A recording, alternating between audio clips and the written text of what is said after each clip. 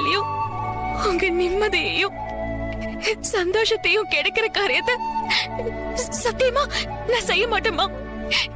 என்ன நம்புங்கம்மா.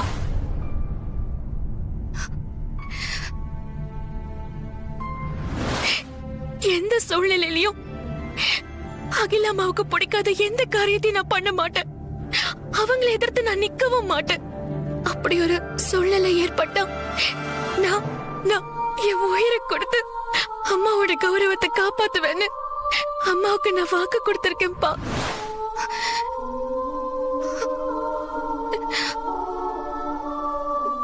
இத்தனை நாளா உங்களை நினைச்சு மனசுக்குள்ள மறக்கிட்டு இருந்தேன்னா இந்த நிமிஷம் உருகி போய் நிக்கிற பெரியா.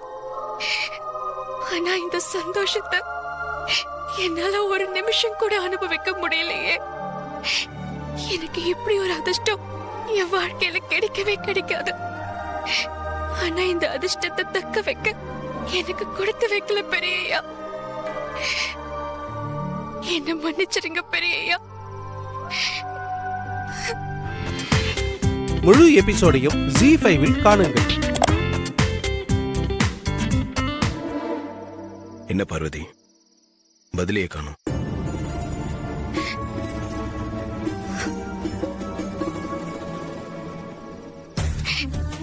நான் அம்மா கிட்ட அவங்களுக்கு எதிராக நிக்க மாட்டேன்னு வாக்கு கொடுத்திருக்கேன் பெரியா. அது மட்டும் இல்லாம எங்க அப்பாவுக்கு சத்தியம் பண்ணி கொடுத்திருக்கேன். இந்த சூழ்நிலையில என்னால உங்களுக்கு என்ன பதில் சொல்ல முடியும் பெரியா? பார்வதி, நீ சந்தோஷப்படுறத நானும் பார்க்கணும்ல. திரும்பி பாரு.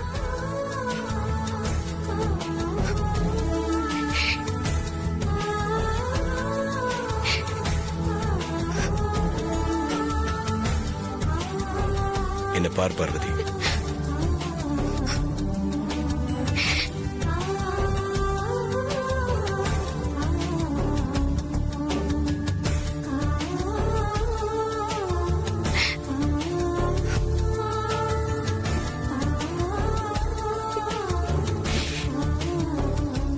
இந்த கண்ணீருக்கு என்ன அர்த்தம் பார்வதி?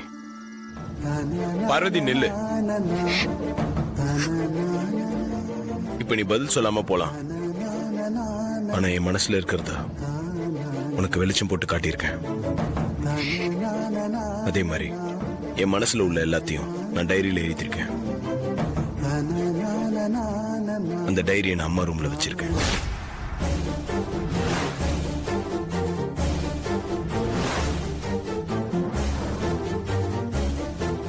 அம்மா எப்படியும் அந்த டைரியை படிப்பாங்க.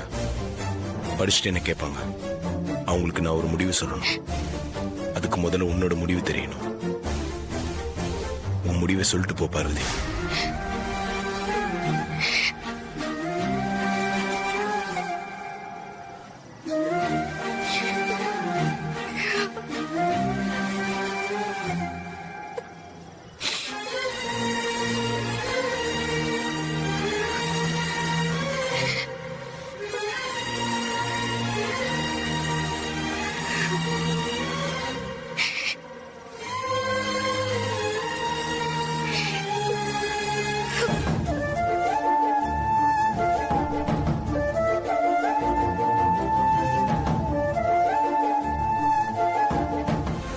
அம்மா ரூம்ல இருந்து எப்படியாவது அந்த டைரியை எடுக்கணுமே. அம்மா எப்படியும் வெளியே வருவாங்க. அவங்க வந்த உடனே அந்த டைரியை எடுத்துட்டு தான் நம்ம வீட்டுக்கு போகணும். அது வரைக்கும் இங்கேயே இருப்போம்.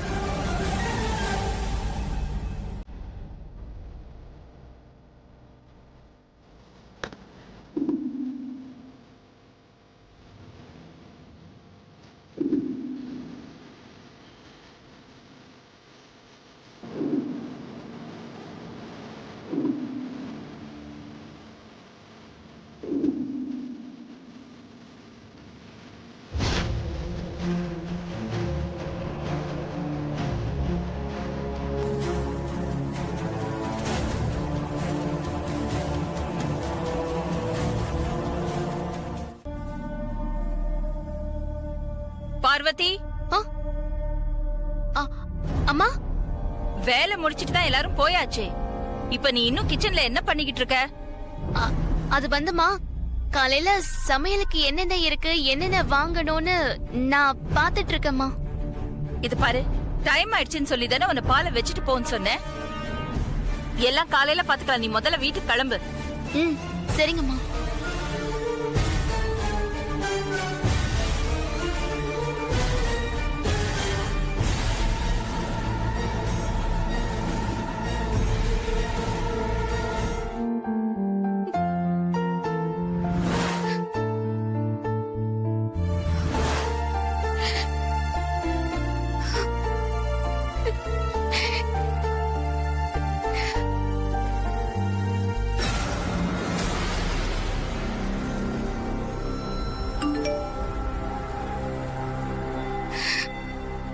அம்மா, பெரியய்யா இன்னைக்கு என்ன தனியா கூட்டிட்டு போய் அவர் மனசுல இருக்கிறத என்கிட்ட சொன்னாரு.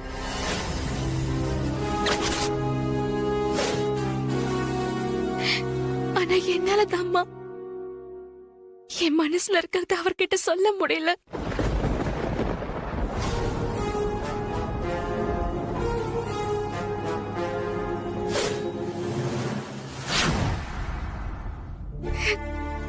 நான் அதிர்ஷ்டம் இல்லாதவம்மா, அதனாலதான் உங்க கூட வாழ எனக்கு கொடுத்து வைக்கல. இப்போ மனசுக்கு பிடிச்ச வாழ்க்கை என்ன தேடி வந்தோம். என்னால வாயை திறந்து பேச முடியல. ஆனா பெரியய்யா நான் மனசுல இருக்கிறதெல்லாம் அகிலாமா கிட்ட சொல்றதுக்காக டைரியில எழுதி அகிலாமா ரூம்ல வச்சிருக்காருமா.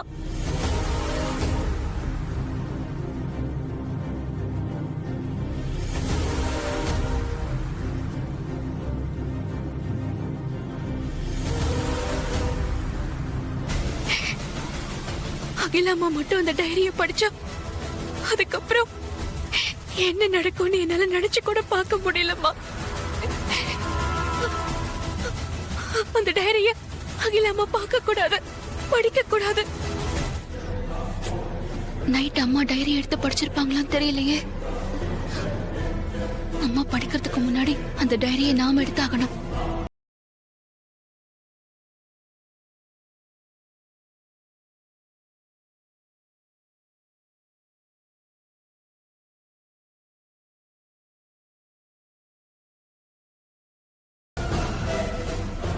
டைரி நேத்து நைட்டு பார்த்த இடத்துல பார்த்த மாதிரி அப்படியே தான் இருக்கு. அப்போ அம்மா இன்னும் டைரிய பார்க்கல, படிக்கலன்னு தெரியுது. அம்மா, காஃபிமா. உள்ளவா பார்வதி.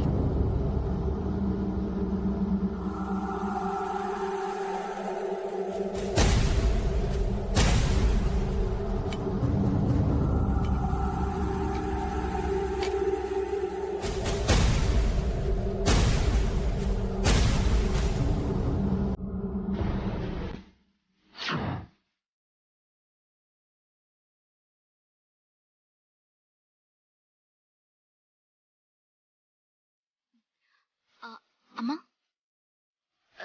ரூம் எல்லாம் கிளீன் பண்ணட்டுமாமா? நான் வெளியில போனதுக்கு அப்புறம் நீ வந்து கிளீன் பண்ணிக்கோ. இப்போ உன் வேலையை பாரு.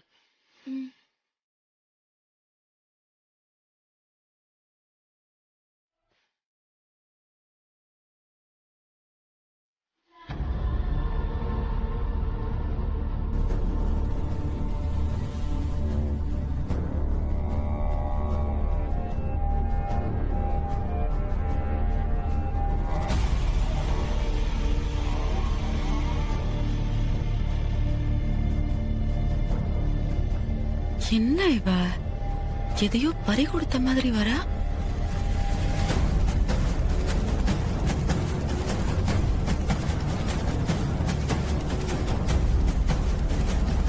என்ன பார்வதி? அது வந்து ரூம் கிளீன் பண்ண வந்தம்மா. ஓ, வந்த வேலை முடிஞ்சதா? முடிஞ்சதுமா. ஓகே. சரிங்கம்மா.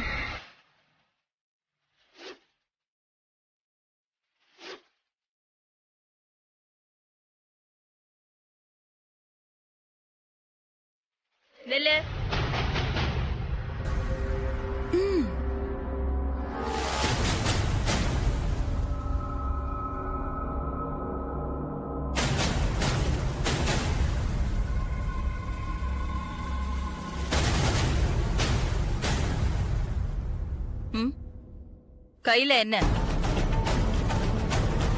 ஆ,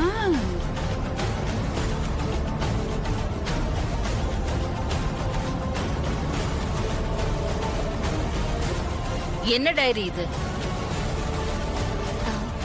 அது ஏன் டைரிமா? ஆ, இவ டைரியா? உனக்கு டைரி எழுதுற பழக்கம்லாம் இருக்கா? இல்ல இல்லம்மா, இது கோலம் கோலம் போடுற டைரிமா. நான் கோலம் எல்லாம் இதுல போட்டு வச்சுப்பேம்மா. கோலமா?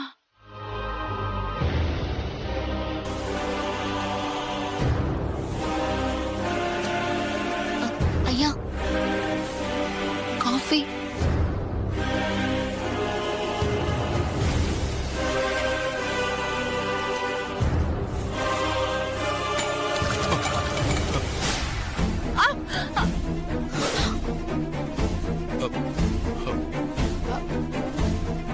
ஓ, ஐயோ.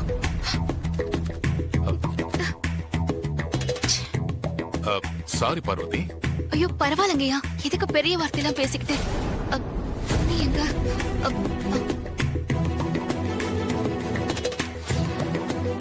சாரி பார்வதி, கோலம் டிசைன்ல எல்லாம் காஃபி கொட்டிருச்சு. ஐயோ, பரவாயில்லம்மா, நான் சரி பண்ணிக்கிறேன். ஐயா, அதை கொடுங்கய்யா. நான் உங்களுக்கு வேற காஃபி கொண்டு வரேன்.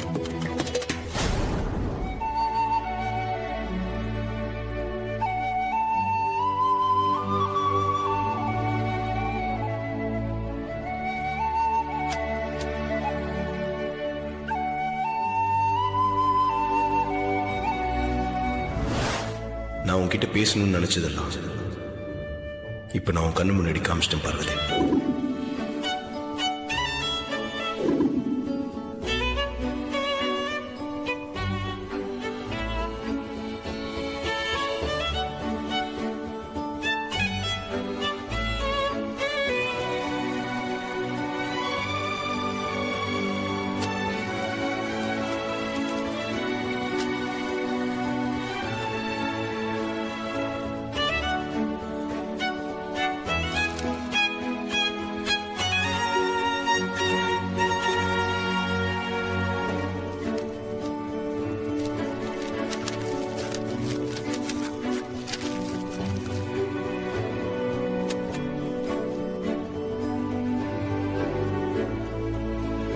பார்வதி, 4 எழுத்து கவிதை நீ.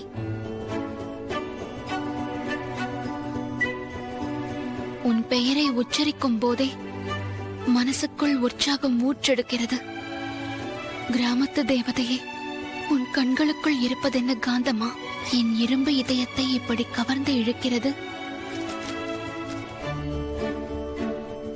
பகலில் தெரியாத நிலவை போல, கண்களுக்கு தெரியாத காற்றை போல என் மனசுக்குள் நீ நிறைந்திருக்கிறாய்.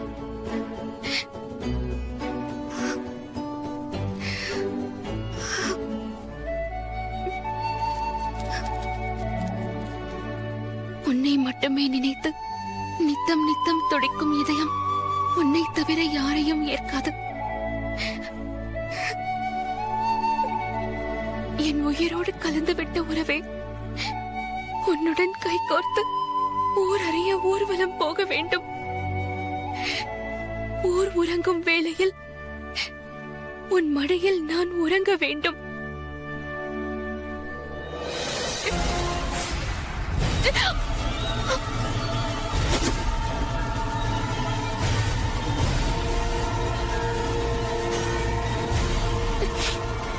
அம்மா, அந்த டைரியை கொடுத்துருங்கம்மா.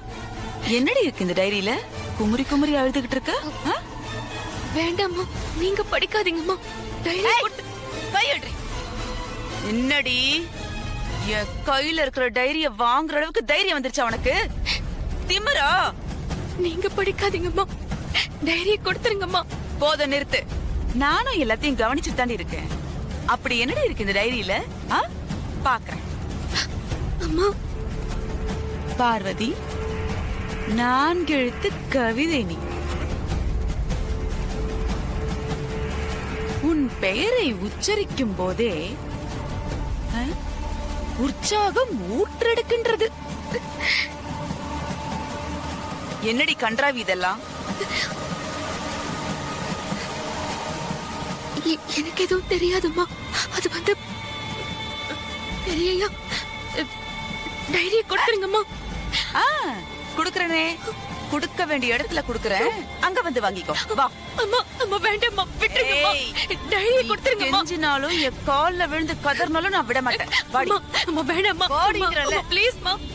அம்மா வேண்டாம்மா, விட்டுருங்கம்மா. டைரியை கொடுத்துருங்கம்மா. ஏய், நீ கெஞ்சினாலும் என் கால்ல விழுந்து கதறினாலும் உன்னை விட மாட்டேன். வா, அகிலா கிட்ட உன்னை கூட்டிட்டு போறேன். வாடி. வாடி. அம்மா அம்மா வேண்டாம்மா, உங்களை கெஞ்சி கேட்டுக்கிறேம்மா. இந்த டைரி அம்மா கிட்ட காட்ட வேண்டாம்மா. ப்ளீஸ்மா, விட்டுருங்கம்மா. ஆ, விட்டுறேன். உன்னை கூட்டிட்டு போய் அகிலா முன்னாடி விட்டுறேன். அம்மா வாடி. வேண்டாம்மா. வாடினா.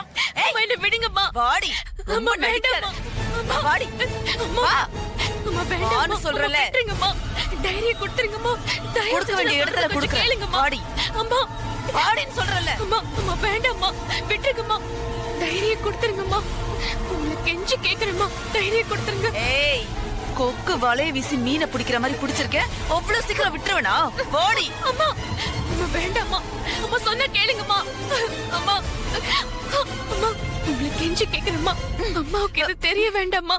இந்த பிரச்சனையை இதோட விட்டுருங்கம்மா. ஆ, என்ன பார்த்தா உனக்கு எப்படி இருக்கு? கண்டிப்பா அக்காக்கு இந்த விஷயம் தெரிஞ்சாகணும். வாடி. அம்மா, வேண்டாம்மா. வாடினா. அம்மா, அம்மா சொன்னா கேளுங்கம்மா. வாடினா. நடிக்காத. உன் நாடகத்தெல்லாம் வேற எங்கேயாவது வச்சுக்கோ. வேண்டாம்மா. சாயத்தை வெளுக்க வைக்கிற பாரு. விட்டுருங்கம்மா. வாடினா. ஏய், அம்மா அம்மா வேண்டாம்மா, சொன்னா கேளுங்கம்மா. அதை கொடுத்துருங்கம்மா. போதும் வாடி. ஏய், அம்மா அம்மா வேண்டாம்மா. அக்கா சொல்லுவாங்க வேணுமா வேணாமான்னு. வாடி. ஓ, அம்மா சொன்னா புரிஞ்சுக்கோங்கம்மா. வேண்டாம்மா. நான் சொல்றது கொஞ்சம் கேளுங்கம்மா, ப்ளீஸ்மா. அம்மா அதை கொடுத்துருங்கம்மா. வேண்டாம்மா. நான் அம்மா ரூம்ல வச்ச டைரி இப்படி சித்தி கைக்கு போச்சு. சித்தி வேற பார்வதி கையை பிடிச்சி இழுத்துட்டு வராங்க. என்ன இருக்கும்? அம்மா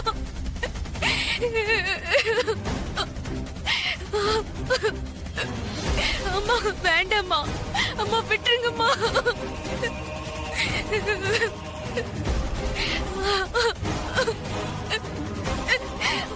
அம்மா என்னாச்சு? ஆன்னு சொல்றல. வா. என்னாச்சு?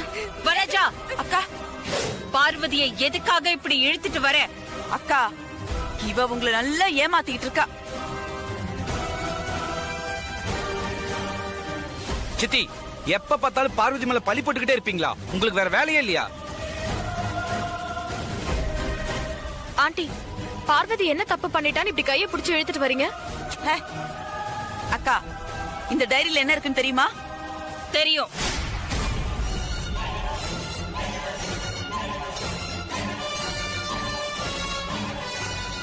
அப்ப அம்மா என் டைரியை படிச்சிட்டாங்களா? தெரியுமா? இத நீங்க படிச்சீங்களா?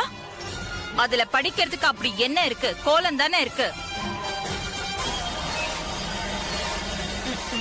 அக்கா, இதுல ஒண்ணும் கோலம் இல்ல. தோ, இவளை பத்தி உருகி உருகி எழுதுன காதல் கவிதைங்க தான் இருக்கு.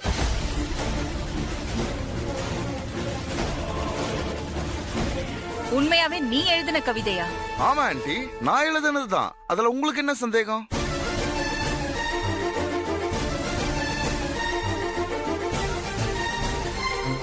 பார்வதி, இதெல்லாம் நான் தான் எழுதுனேன்னு ஆண்டி கிட்ட சொல்ல வேண்டியதானே? ஏன் சொல்ல?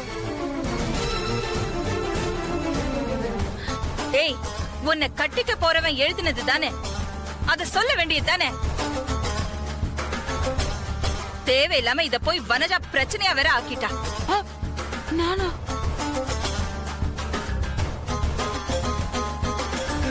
குரு, இந்தா. Thanks aunty.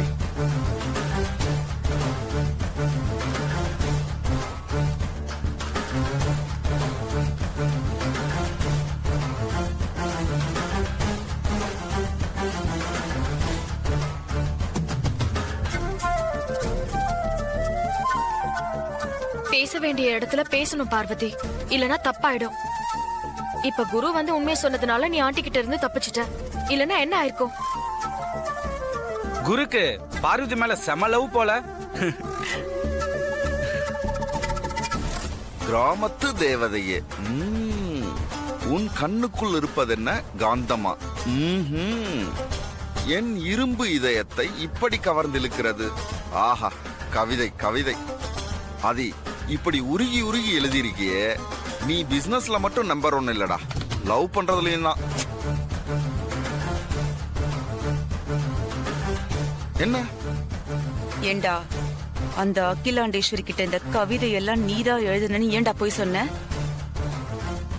அந்த பார்வதியும் ஆதியையும் கையும் களவுமா புடிச்சு ஆதாரத்தோட அகில அத்தை முன்னாடி நிறுத்தணும்னு நாங்க படாத பாடுபட்டு இருக்கோம். இன்னைக்கு வசமா சிக்கிட்டாங்கன்னு நினைச்சிட்டு இருக்கும்போது இப்படி குறுக்க பூந்து ஆட்டத்தை கழிச்சிட்டேனே.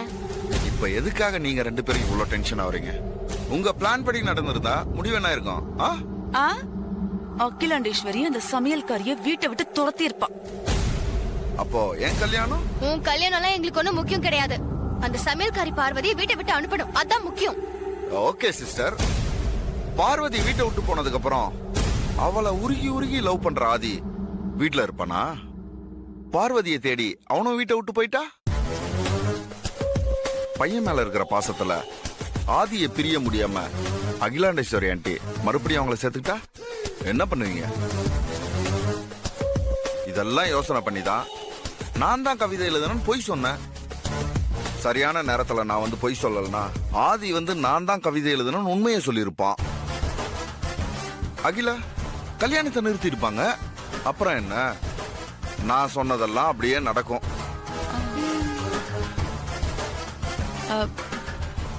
சரி குரு, நீ சொல்றதெல்லாம் சரிதான். இருந்தாலும் அத்தை, எனக்கும் பார்வதிக்கும் கல்யாணம் நடக்கிற வரைக்கும் நீங்க 2 பேரும் கொஞ்சம் அமைதியா இருங்க. நான் அவளை கல்யாணம் பண்ணிட்டு மும்பை கூட்டு போயிட்டேன்னா அதுக்கப்புறம் உங்களுக்கு எந்த பிரச்சனையும் இருக்காது. புரியுதா? சரிடா, எப்படியோ ஒண்ணு அந்த சமையல்காரி இந்த வீட்டை விட்டு தொலைஞ்சா போதும். என்ன உமா? ஆமா அத்தை, அண்ணன் சொல்றதுதான் சரி. சரி வாங்க.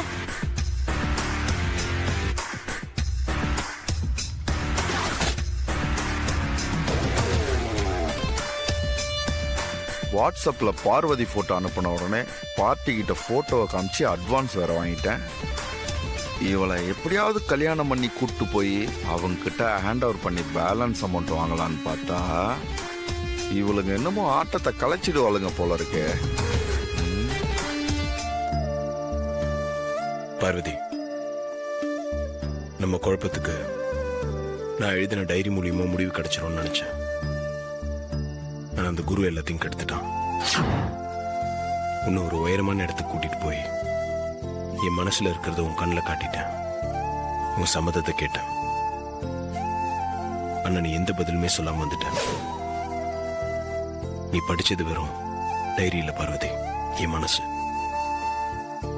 அதுல நான் எழுதியிருந்தது வெறும் வார்த்தை இல்ல, என்னோட கனவு. என் கனவுக்கு உயிர் கொடுக்கணும், என் மனசுக்கு சந்தோஷம் கிடைக்கணும். அது உன்னாலதான் முடியும். இப்படி அமைதியாவே இருக்காத பார்வதி. உன் மனசுல இருக்கிறது ஒரு வார்த்தையில சொல்லு. உன் வார்த்தைக்காக தானே எங்கிட்டு இருக்கேன். இப்படி பதிலே சொல்லாம இருந்தா என்ன அர்த்தம்?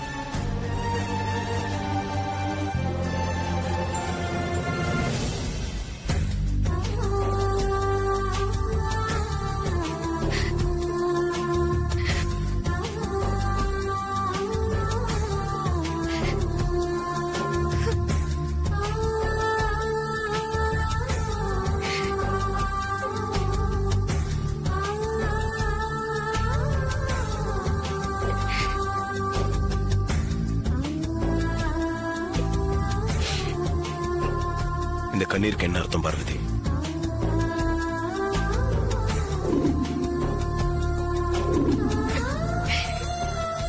உன் அழுகையை நிறுத்திட்டு எனக்கு ஒரு பதில் சொல்லு. நாளைக்கு காலையில வரைக்கும் உனக்கு டைம் தரேன். அதுக்குள்ள நீ ஒரு நல்ல முடிவா சொன்னா நான் சந்தோஷப்படுவேன். அப்படி நீ பதில் சொல்லனா யாரும் எதிர்பார்க்காத ஒரு முடிவை நான் எடுப்பேன்.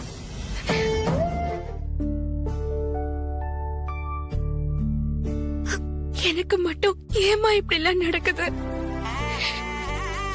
இந்த சின்ன வயசுல நான் எவ்வளவு பிரச்சனைகளை தான் தாங்குவேன். என்னால முடியலம்மா. பெரியயா திடீர்னு இப்படி எல்லாம் நடந்துக்குவார்னு நான் கொஞ்சம் கூட எதிர்பார்க்கலம்மா. அம்மா பார்வையில அந்த டைரி கிடைக்காம காப்பாத்திட்டேன். ஆனா காலையில நான் நல்ல முடிவை சொல்லலன்னா யாருமே எதிர்பார்க்காத ஒரு முடிவை எடுப்பேன்னு பெரியய்யா சொல்றாரு. அவர் என்ன பண்ண போறாரு, என்ன முடிவெடுக்க போறாருன்னு தெரியல. அத நினைச்சா எனக்கு பயமா இருக்குமா. நான் எந்த ஒரு சூழ்நிலையிலயும் அம்மாக்கு எதிரா நிக்க மாட்டேன்னு அம்மா கிட்ட வாக்கு கொடுத்திருக்கேன். ஆனா இப்போ அம்மாவா பெரியய்யாவா யார் வேணுங்கிற நிலைமையில இது என்ன கொண்டு வந்து விட்டுருக்கு. இப்ப நான் என்னமா முடிவெடுக்கிறது? இந்த சிக்கல்ல இருந்து தப்பிக்கணும்னா அதுக்கு எனக்கு ஒரு வழிதான் இருக்கு. அது இந்த உலகத்தை விட்டு நான் உன்கிட்ட வர்றதுதாம்மா. ஆனா இப்ப எனக்கு அதுக்கும் வழி இல்லம்மா. தப்பான முடிவுக்கு போக மாட்டேன்னு அப்பாவுக்கு சத்தியம் செஞ்சு கொடுத்திருக்கேன். அப்பாவுக்கு கொடுத்த சத்தியத்தை என்னால மீற முடியாதுமா. நான் என்னம்மா பண்ணுவேன்?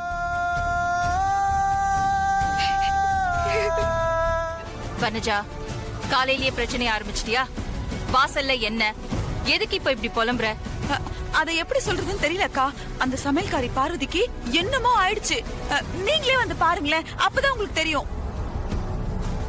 பார்வதி மேல ஏதாவது ஒரு கம்ப்ளைண்ட் சொல்றதே உனக்கு வேலையா போச்சு இல்ல வனஜா? மாமா, நீங்க வெளிய வந்து பாத்தீங்கன்னா இந்த மாதிரி பேச மாட்டீங்க. இந்த சமையல்காரி பார்வதி சாமியார் குளத்துல வாசல்ல உட்கார்ந்து தர்ணா பண்ற மாதிரி பண்ணிட்டு இருக்கா. அக்கா, நீங்க வாங்கக்கா, வந்து பாருங்க. மா, வீட்டு வாசல்ல வந்து பாருங்கம்மா. பார்வதிக்கு என்னமோ ஆயிடுச்சு. பாத்தீங்களாக்கா, நானும் இதைத்தானே சொல்லிட்டு இருக்கேன். வந்து பாருங்கக்கா. பார்வதிக்கு திடீர்னு என்ன ஆச்சுன்னு தெரியல ஆண்டி. வீட்டுக்கு முன்னாடி பார்வதி உட்கார்ந்துட்டு இருக்க கோலத்தை பார்த்தா காட்டுக்குள்ள முனிவர்கள் தவத்துல உட்கார்ந்துட்டு இருப்பாங்களே, அந்த மாதிரி இருக்கு.